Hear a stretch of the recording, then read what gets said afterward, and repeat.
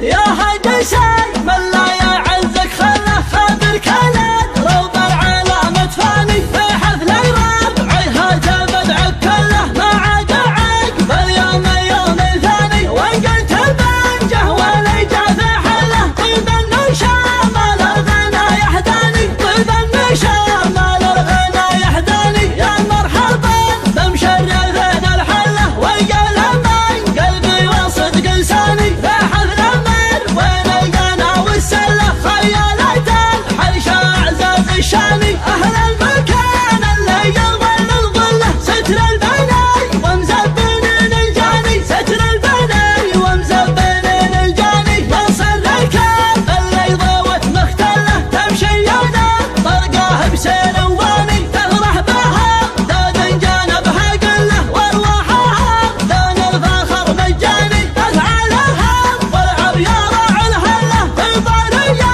ذبح حج النجراني في طاريه ذبح حج النجراني كم طمعا بهم يموت بغله من وقع صاف مفلقه شجعاني يلا انت جاي لسعد قله قله والله لا جاك ان كان زيد امداني شروك نجب دعوته ونجله وبك واخوانك بعد من داني اهل الكرم طبع لهم وجب له عون القصير مكرمين العاني وانت يا هان اللي زاهت لا جله عرض الرقاب مشرح الفتل ذاني ترعى بها ونبت القبر وتحله في مشبر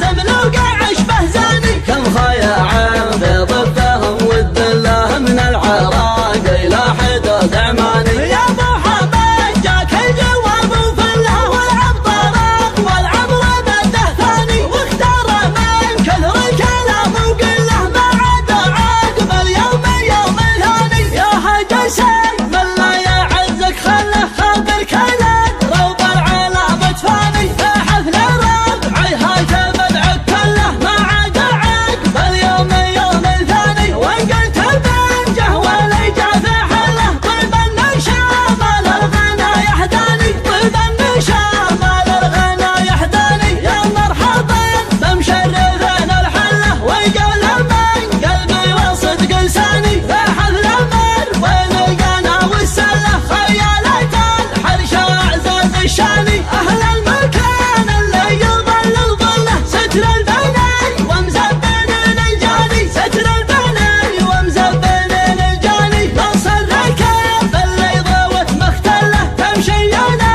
طرقاه بسير واني تفرح بها داد جانبها قله وارواحها دون الفخر مجاني تفعلها والعب يا راعي الهله في طاريه ذبح حج النجراني في طاريه ذبح حج النجراني كم طمعا فيهم يموت بغله من وقع صاف مفلقه شجعاني يلا انت جاي لسعد